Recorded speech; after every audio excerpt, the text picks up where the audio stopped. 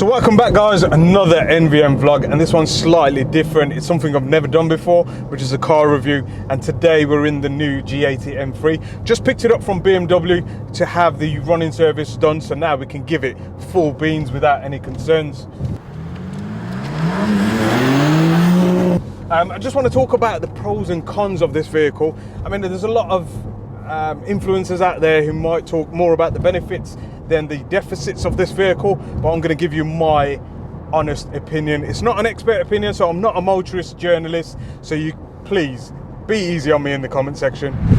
So those who have subscribed to our channel will know our previous project car, which was the BMW M2 N55 2018 model. Obviously we carried that from stock all the way to stage 3, which is 625 brake horsepower and 800 newton meters of torque, and it is still my favorite car of all time. I think out of the factory, the way it kind of worked on the road and on the track was amazing. I mean, we did a couple of Euro trips in it, headed down to the Nürburgring, so that car got well used, more than any other car that we've done a project on.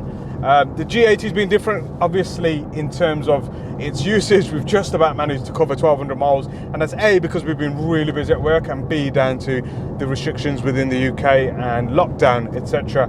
But the reason for choosing the G80 M3 is simply because of the engine. The S58 engine we've actually developed on in the X3M, so we've done some light work on there, stage 1 tune, about 600 horsepower, and the ECU, although it's the same, is actually restricted at the moment, so it's completely locked out, so it can't be modified. There are alternative options, there's piggyback controllers, JB4s, etc., but we'll go through them options in a later video. I think this video I want to kind of get you guys to understand what the car is and how it drives without you guys driving it, basically.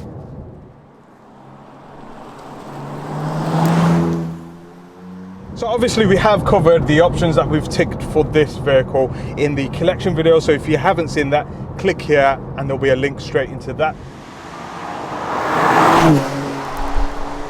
So I want to address the elephant in the room, and that has to be the grills. Yes, it's been a bit of a marmite. I think it makes a massive difference as to what colour you choose on your vehicle as to how the grills look. Personally, I love the grills, and I think it stands out from any other vehicle in the range, which is important for an M car. But let us know in the comments below as to what you guys honestly think after seeing so many on YouTube and on the road now.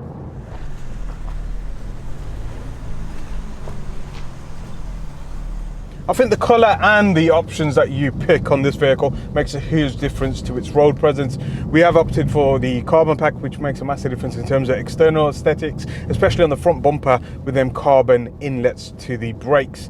Obviously the spoiler is carbon fibre, and we have some carbon fibre on the diffuser. Again, on a lighter vehicle, I mean, the gloss black does throw it off a little, but it is what it is. So let us know down below what colour is your favourite for the G80 M3. In terms of the options, yeah, the wheels are stock on this, but I think they make a huge difference in its road presence.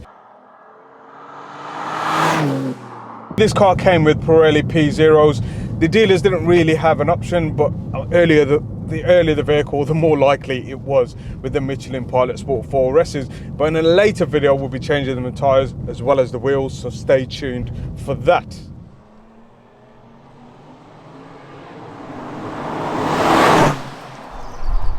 So the beauty of all M cars is its ability to be used on a daily basis as a commutable car, everyday family vehicle with 4 doors and 5 seats, and also to be used at the weekend in a spirited manner or on the track. And I think this car does it really well, although a bit too well in comfort mode.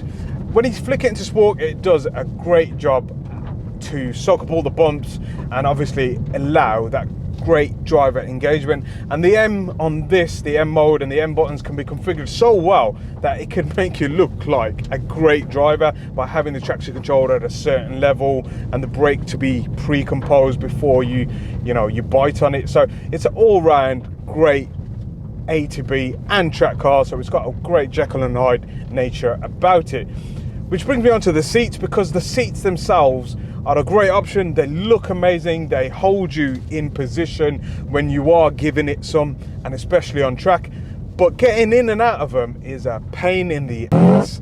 And there's not many people who have been honest about this, And they've been honest about the carbon fibre holder, but they've not been honest about getting in and out. With the steering wheel in front of you, in the passenger seat, it's not so hard.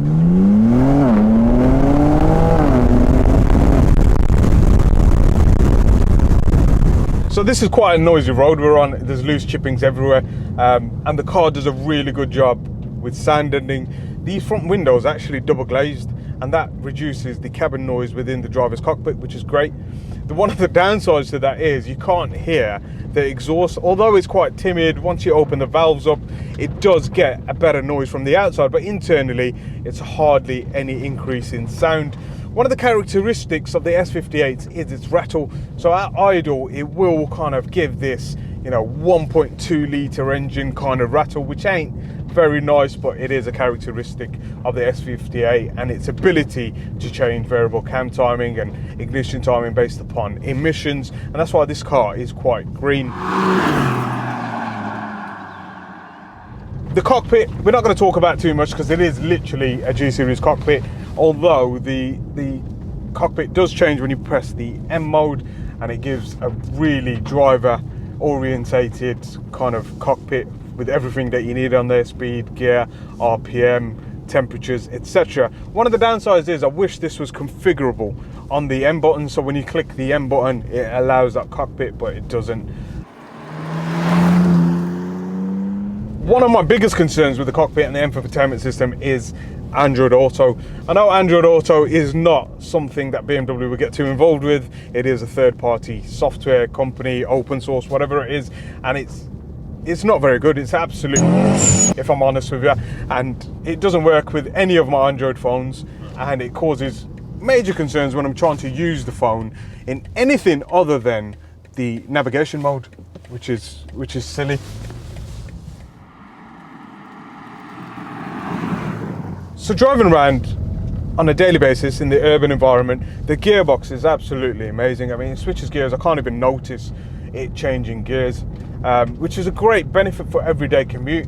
But you'd expect that to have the same Jekyll and Hyde nature as the suspension, the brakes, the exhaust, but it doesn't. It's still quite lazy in its term when it goes to sport. You never feel completely connected to the rear wheels, and that's, a telltale sign of the ZF8 gearbox. I mean, it's an amazing gearbox for an automatic, but it's no way comparable to the DCT. With the DCT, whatever RPM you're in, whatever gear you're in, you're always connected from the throttle to the gearbox to the rear wheels, whereas on this it feels like there's a bit of a mush in between, and that's a telltale sign of the torque converter and its job and its ability to kind of clamp and create torque at the rear wheels.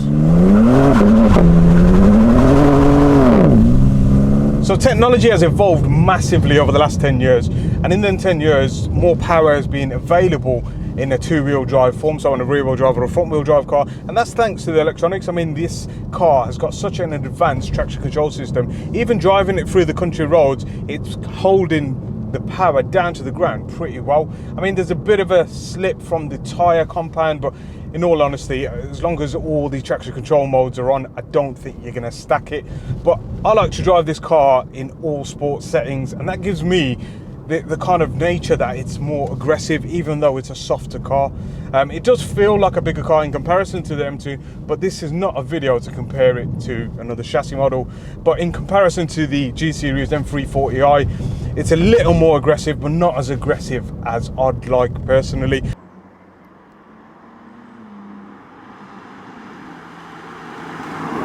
But we can change the aggressiveness with lowering springs, coilovers, wheels, brakes, etc. So that is what I'm looking forward to the most.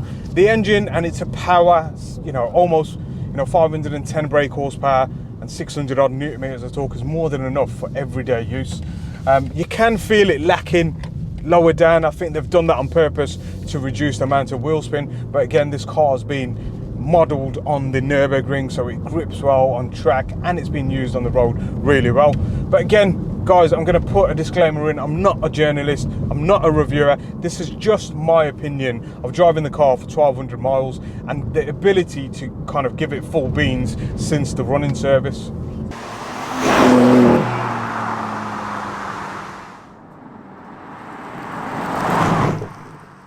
So this car's got amazing road presence. Everywhere you drive, people are turning around to look at it. I just wish it sounded more so they could hear it. But generally, this car as a base spec does have the great design and aesthetics that the M car wanted. But I think on our spec with the carbon fiber optional pack makes a huge difference to the front and the rear of the car. So we've already put to bed the grille discussion, but I want to talk you through a couple of the options that we went for. The full carbon pack, exterior and interior, makes a massive difference to its road presence. The actual brake ducts are in carbon fiber, and that allows for a wider stance from the front. So the LED laser lights are amazing as well, aesthetically pleasing, and in the night times it lights up the road like no other headlights that we've ever seen. One of my favorite aspects of this vehicle has to be the rear end. Look at it, it's absolutely wide. Carbon fiber diffuser and the black trims look amazing on the exhaust system. We will be changing the exhaust system, and we've got some fairly new products coming out soon, and we'll put it in the next vlog. So one of the main reasons why I chose the M3 over the M4, which is practically the same car, was for the 2 extra seats. Being a family man, it's nice to get the kids in on a long journey, and especially when you go in on a road trip, you want to get people in the back. But one of the issues that I didn't comprehend was the fact that the 5-door has shorter front doors, and then shorter front doors cause an issue when trying to get into the car because of the B-pillar. So on an M4, the B-pillar will be set back furthermore, and being a bit taller than usual, it's hard to get in and out, and I'm going to try and demonstrate that now. Oh. So yeah, getting in and out is a chore. Once you're in, it's probably the best cockpit you can ever sit in, with all the support and all the comfort you wanted on a long road trip. But getting in and out is a pain thanks to this B-pillar and this high cup on this side of the seat. Getting in and out is even worse. Oh.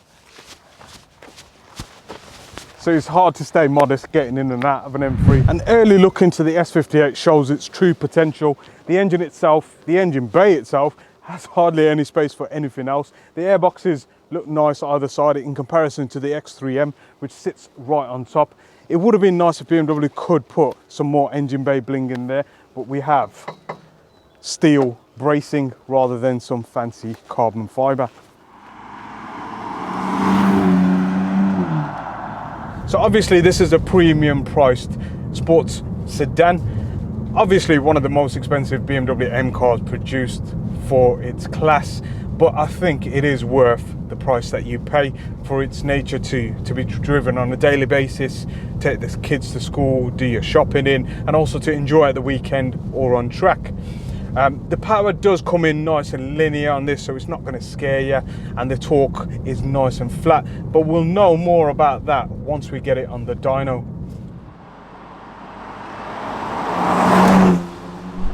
So that was my take on the BMW M3 G80, and it's my honest opinion on the car, having driven it for about 12 to 1300 miles. Now that we've got the running service, we can really enjoy this car.